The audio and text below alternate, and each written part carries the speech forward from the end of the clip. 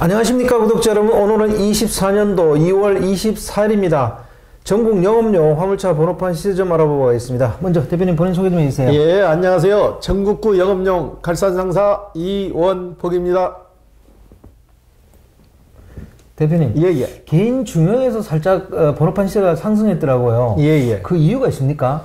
아무래도 번호판이 연식이 오래된 거, 네네. 연식이 오래된 거는 좀 귀하기 때문에 자연스럽게 상승이 이루어졌어요. 예. 그럼 구체적으로 한번 예. 번호판 시세 좀 변동사항 좀 알려주십시오. 예. 개인 소형부터 말씀드리겠습니다.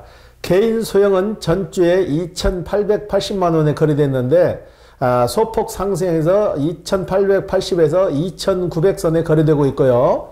개인 중형은 2,850에 거래됐는데 2,900까지도 지금 거래되고 있고요.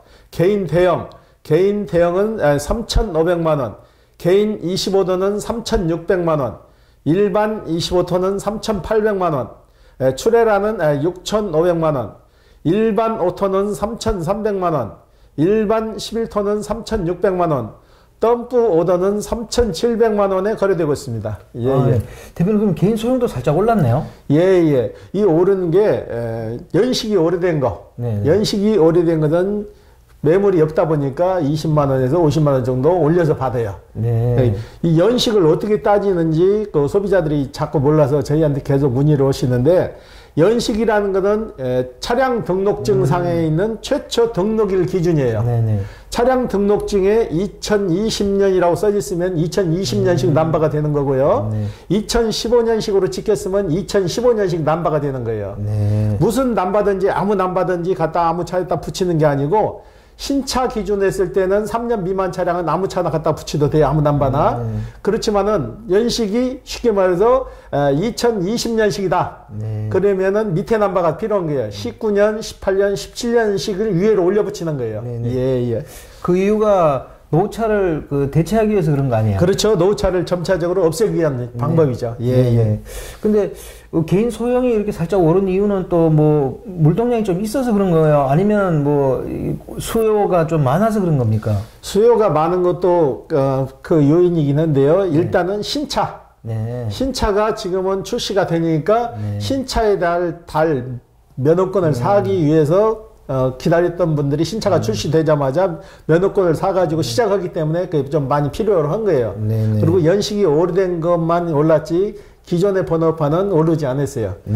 그리고 연식이 좋은 거 2022년이나 2023년식 이런 티오를 샀을 때 그런 티오 값은 좀 싸요. 싼데 결과적으로 따지게 보면 그런 티오 값은 취득세가 나오죠. 이전 어떻게 보면 취득세가 나오는데 취득세가 그 과표만큼 올라가기 때문에 결국 따지다 보면은 남바값은 싸더라도 취득세가 오르니까 거의 쌤쌤이가 되는 거예요. 예.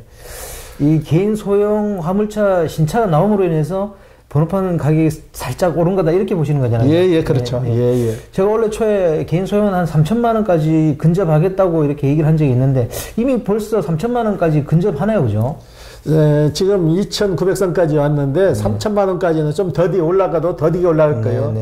그렇게까지는 제 관망에서는 3천까지는 안 가고 2,900선에서 약간 소폭 할 것 같아요. 예. 개인 중형도 마찬가지고요. 여전히 화물차 시장에 물동량은 크게 없는 거죠? 중대형은 거의 물동량이 올수업 상태고 소형도 요즘 물동량이 굉장히 없다고 그래요. 저희 사무실 오시는 기자분들 얘기 들어보면은 다 그런 얘기를 하세요. 너무나 어렵다. 물동량이 없다. 그래서 접으시는 분들이 좀 종종 생기세요. 이 자동차 매매 상사 하시는 분이 물동량이 없다 그러면은 차 판매가 어렵잖아요. 그래도 사시는 분은 사시고 파시는 분은 파시는데 저희는 시세를 정확히 소비자들한테 알려드릴 의무가 있는 거예요. 그러면 이번 주 거래량하고 저번 주 거래량 비교 한번 해주십시오. 이번 주 거래량은 7대 정도. 저번 주 거래량도 그 선에서 왔다 갔다 했는데 요즘은 신차들이 많이 와요. 전에는 오래된 번호판을 사서 중고차에 붙이는 확률이 많았는데 요즘은 신차가 원활하게 공급되니까 거의 다 신차예요. 사시는 분들이 번호판을 신차로 가기 때문에 오래된 번호판 의미가 없어요. 오래된 번호판은 이제 취득세가 좀 적게 나오니까 그런 번호판을 찾는데 신차가 원활하게 출시가 되면은 앞으로 번호판은 더 수요가 좀 늘어날 거예요. 네. 예, 예. 그러면 다음 주 화물차 번호판 시세는 어떨 거라고 전망하세요? 다음 주도 이번 주와 동일하게 큰 틀에서 변함없이 2880에서 2900 소형이요. 중형은 2850에서 2900선. 그 선에 왔다 갔다 할 것 같아요. 예, 예. 조금 중장기적으로 봐서 2024년도 상반기까지 전망을 어떻게 보고 계십니까? 상반기까지도 큰 틀의 변함없이 이 금액에서 큰 틀에서 벗어나지 않고 이 금액대로 거의 유지될 것 같아요. 예, 예. 이번 주 거래건 중에 뭐 기억에 남는 거래건 있습니까? 며칠 전에 그 58년생인데 이분이 면허권을 팔러 왔어요. 네네. 전기차인데 제가 계약서를 쓰려다 보니까 이상하더라고. 그래서 이 번호판, 전기차 번호판 시에서 내준 거 받으신 거죠? 그러니까, 예, 그래요. 그래서. 저도 황당하더라고. 만약에 제가 그걸 확인을 못 해주고 계약서를 썼으면은 계약서를 써버리면 유효한 거예요. 그 번호판이 취소더라도 그 금액을 줘야 하기 때문에. 그래서 제가 설명을 드려서 이 번호판은 팔 수 없는 번호판이고 시에다 다시 반납을 해야 됩니다. 그러니까 왜 반납을 하냐. 그래서 제가 그 공무원하고 직접 통화를 해서 음성으로 해서 들려드렸어요. 왜 반납해야 되는 이유에 대해서 이 번호판은 임시적으로 전기차를 3분에 한해서 임시적으로 내드린 거지 매매는 안 된다는 단서조항이 있습니다. 그리고 설명을 해가지고 그분이 다시 돌아가셨어요. 네. 예. 아니 전기차 번호판을 어떻게 팔 생각을 다 하죠? 이게 모르니까 무조건 산 사람들도 전기차 제가 눈에 얘기잖아요. 전기차를 가지고 계신 분이 지금은 전기차 넘버가 안 나오니까 전에 초창기에는 줬어요. 한시적으로 줘서 그분이 계속 갖고 일을 하는 데는 상관이 없는데 이분이 그 차량을 팔게 되게 되면은 그 넘버는 반납을 해야 된다고 구청에 반납을 해야 되는데 이분은 그런 개념을 모르고 오신 거죠. 근데 전기차 처음에 받은 넘버들은 무조건 반납이에요. 대부분 지금 이분들이 어떻게 생각을 하는 거니 옛날에도 냉동차 같은 경우도 번호판을 내줬는데 시간이 지나니까 인정을 해서 팔게 해주더라. 그런 생각을 가지고 계시더라고. 근데 이거는 전기차 번호판은 법이 어떻게 바뀌기 전까지는 반납이에요. 네. 본인이 외에는 반납을 하게 돼 있다고. 그런 기대심을 가지고 계시는 분들이 있는데 그건 어떻게 될지 제가 저도 장담을 못 하는데 거의 될 확률이 없어요. 네. 예, 예. 그러니까 화물차 번호판을 팔고 사니까 아마 그것도 사고 팔 수 있다 이렇게 생각하는 것 같아요. 예. 대표님, 그러면 화물차 시장에 진입하는 분들이 처음 진입할 때 소형차로 진입하는 게 유리해요? 아니면 중형차로 진입하는 게 유리해요? 일단 본인의 나이를 따져야죠. 나이가 많이 드신 분이 대형차로 가가지고 하기에는 좀 힘들잖아요.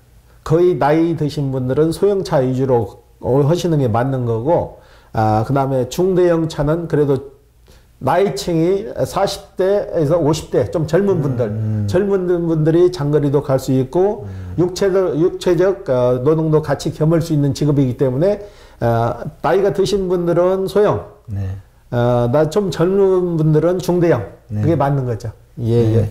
그럼 이왕 얘기 나온 김에 화물차 처음 시작할 때 번호판을 사서 개인적으로 시작하는 게 좋은지 아니면 지입사에 들어가는 게 좋은지 거기에 대해서도 한마디 한번 해주시죠. 며칠 전에도 그 유튜브에 그 장문에 댓글 남겨주신 분하고 저하고 저도 댓글로 주고받고 했는데 지입 번호에 대해서 굉장히 안 좋은 선입견을 가지고 계시더라고.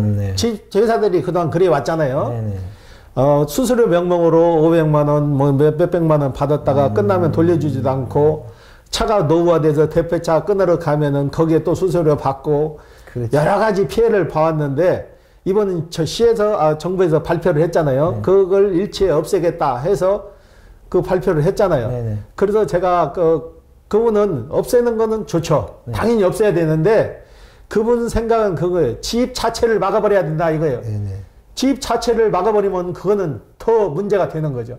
그러면 그동안 지입했던 사람들은 어디로 가며 그렇죠. 새로 돈이 없어서 지입 번호를 사야만 하는 분들은, 사용해야 하는 분들은 어디 가서 그 시스템에 적용해서 물건을 받을 수 있냐고, 지입 넘버를 받을 수 있냐고. 그거는 방법이 아닌 것 같아요. 그분하고 저하고 이렇게 생각 견해의 차이인데, 저희는 이 업종에 오래 하다 보니까 흐름이나 판단을 할 수 있잖아요. 우리는 한쪽만 바라보는 게 아니고 양쪽을 다 보잖아요. 사러 오는 사람, 팔러 오는 사람, 지입차를 찾는 사람. 근데 저희는 참고적으로 지입은 알선을 안 해드려요. 네네. 왜 알선을 안 해드리는 거니? 그런 사례가 나와요. 자꾸 지입 들어갈 때 수수료 500만 원, 1000만 원을 주고 들어가셨던 분들이 우리가 만약에 알선을 해주게 되면은 지입회사에서 알선료를 못 받으면, 수수료를 못 받으면 우리한테 소송이 들어오더라고. 너희들이 알선을 해줬으니까 너희가 내놔라. 근데 그 돈은 우리가 받은 게 아니잖아요. 그래서 우리는 아예 지입 자체를 안 해요. 네네. 저도 그런 생각입니다.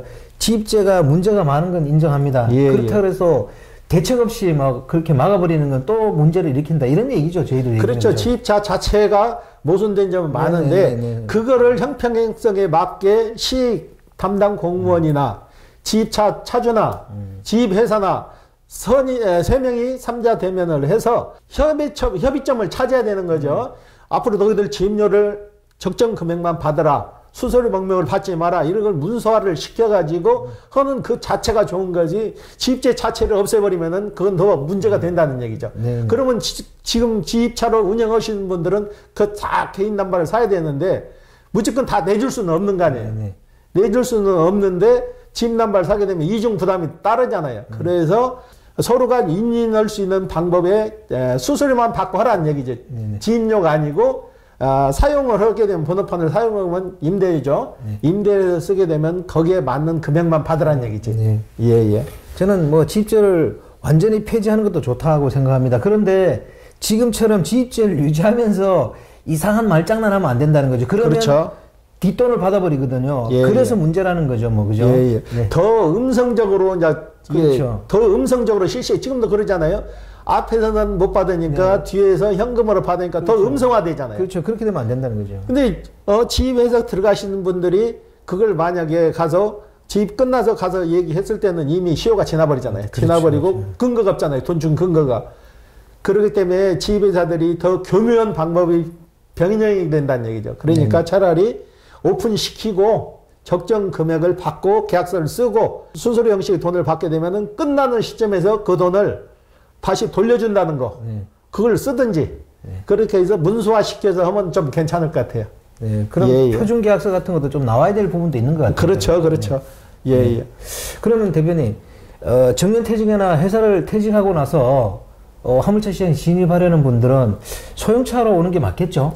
처음에 경험이 없는 분들이 중대형 차로 가게 되면 중대형 차는 일단 금액이 비싸잖아요. 차도 뭐 6천만 원, 7천만 원 억이 넘는데 경험도 없이 큰 차 사가지고 적응을 못하면 그걸 다시 되팔게 되면 손실이 굉장히 크잖아요. 일단 소형차 시장으로 오셔가지고 진입을 하셔서 경력을 좀 쌓으시고 내가 할 수 있겠다 했을 때 옮겨 타는 것도 방법이죠. 그러면 중대형 차로 가시는 분들은 어떤 분들이신가요? 중대형 차량으로 가시는 분들은 전에 물류회사 계통에 있었다든가 기존에 쭉 꾸준히 해왔던 분들, 나이 드셔도 자기가 했던 차니까 몸에 익숙하니까 가고 일정량의 오더가 있는 분들은 중형차도 괜찮죠. 그리고 중대형 차로 오게 되면은 장거리를 많이 가셔야 돼요. 장거리를 많이 가야 되는데 지금 우리나라 물류 시스템이 그러잖아요. 미들마일, 라스트마일 해갖고 공장에서 생산을 해서 지금은 공장에서 보관을 하는 게 아니잖아요. 물류창고로 보내잖아요. 그게 미들마일인데 공장으로 갈 때는 대형차가 움직이잖아요. 대형차가 물건을 싣고 이제 물류창고가 있죠. 뭐 쿠팡이나 뭐 이런 회사로 배송을 하잖아요. 배송을 해서 가면은 거기서 소형차들이 이제 라스트 마일 집까지 이제 보내주잖아요. 집까지 보내주는 구조로 지금 운영되기 때문에 중대형 차는 그래도 큰 오다가 있는 사람은 괜찮죠. 꾸준하지만은 오다 없이 큰 차를 시작하게 되면은 좀 힘들어지는 거죠. 제가 이 화물차 시장을 쭉 보니까 중대형 하신 분들은 계속 중대형을 하고요. 그렇죠. 소형 하시는 분들은 계속 소형 하시더라고요. 그 이유가 일이 익숙해서 그런 건가요? 일도 익숙하고 금액 차이가 좀 나죠. 쉽게 말하면 그러잖아요. 깨가 10바퀴 돌으나 호박이 한 바퀴 돌으나 똑같다고. 그러니까 큰 차 하시는 분들은 받던 금액이 있잖아요. 쉽게 말해 어디 가면은 50만 원이 나오면 그 금액이 있는데 소형차 가면은 가까운 데 거리 가면 5만 원이 나오면 벌써 그 캡이 크잖아요. 크게 한번 갔다 와서 쉬는 게 낫지 계속 다니는 그게 익숙지 않은 사람 좀 힘든 거죠. 마지막으로 대표님, 정년퇴직이나 회사를 퇴직하신 분들에게 소형차로 가야 될지 중형차로 가야 될지 아니면 다른 차종을 선택해야 될 그런 고민에 대해서 조언 한번 해주십시오. 예예. 회사를 명퇴하거나 정년에서 오시는 분들이 가장 선택하기 어려운 게 그 문제일 거예요. 무슨 차로 가서 어떻게 일을 해야 되는지 일단은 거리를 좀 좁히세요. 소형차부터 시작하시고 소형차를 간다 하면은 카고로 갈 거냐, 윙바디로 갈 거냐, 냉동으로 갈 거냐, 벤 종류로 갈 거냐, 네 종류에서 본인 체형에 맞게 선택을 하시는데 그것도 선택이 힘들다 하면은 저희 선탑 시스템을 이용하시면 돼요. 선탑 시스템을 이용해 가지고 체험을 해보시고 나서 결정을 하시는 게 더 나을 것 같아요. 네. 예. 선탑 시스템 요즘 어떻게 운영하고 계세요? 지금 날짜로 따지면 한 달에 30일이잖아요. 네네. 30일인데 이틀에 한 번 꼴. 네. 이틀에 한 명씩 해서 선탑을 계속 지금 해드리고 있어요. 네. 해드리고 있는데 그분들이 선탑을 하고 나서 하시는 얘기가 그래서 선탑을 내가 잘했다. 네. 선탑을 해서 내가 내 적성에 맞는 차량을 선택했다고 그러신 분들이 많더라고. 네. 그 선탑하고 차 사가지고 가신 분들도 또 적응 못해서 되돌아오시는 분도 있고. 네네. 예. 그건 어쩔 수 없더라고요. 100% 그 업종으로 간다 그래서 그렇죠. 다 적응하는 건 아니니까요. 예. 또 구독자분들이 처음 보시는 분들은 선탑 시스템 하면 돈을 내야 되는지 그것도 좀 궁금할 것 같아요. 거기에 대해서도 한마디 해주시죠. 예. 선탑 시스템은 저희가 서비스 차원 아니죠. 저희가 영업 목적으로 해드리는 거예요. 네네. 저희가 선탑 기사분들한테 일정 수수료를 지불하기 때문에 선탑하러 오시는 분들은 거기에 대한 부담을 가질 필요가 없어요. 같이 선탑에서 가면서 일하는 과정도 배우고 그런 과정을 잘 가르쳐주고 점심시간이 걸리면은 그 선탑 오시는 기사분 점심만 함께 사드리면 돼요. 네네. 점심만 함께 사드리면 서로 알 수 있는 노하우를 다 가르쳐 줄 거 아니에요. 그렇기 때문에 전혀 부담 안 가지셔도 돼요. 예. 그리고 간혹 그런 분들도 있어요. 선탑을 하는데 벤 종류로 선탑을 해달라고 그랬는데 벤 종류로 선탑을 해줬는데 또 카고로 해달라고 그래서 또 카고로 해줬는데 또 큰 차로 해달라고 그래서 제가 이거는 안 됩니다. 선탑은 여러 사람이 기다리고 있는데 사장님 전 차종을 다 선탑은 해드릴 수 없으니까 사장님 체형에 맞는 거 하나만 선택해서 하세요. 그리고 제가 거절한 적도 있어요. 네. 예. 돈은 안 받는데 선탑할 때 차종은 한 차종으로 좀 해달라는 거잖아요. 예, 그렇죠. 네, 오늘 인터뷰 감사드립니다. 예. 네, 구독자 여러분, 오늘은 24년도 2월 24일입니다. 화물차 번호판 시세는 큰 변동은 없습니다. 근데 개인 소형하고 개인 중형이 조금 움직인 것 같네요. 개인 소형 같은 경우는 제가 볼 때 원래 한 3천만 원은 근접할 거라고 봤는데 지금 거의 3천만 원까지 온 것 같습니다. 자, 다음 주에 또 호화제는 다른 주제로 구독자 여러분 찾아뵙겠습니다. 안녕히 계십시오. 호호 아재였습니다.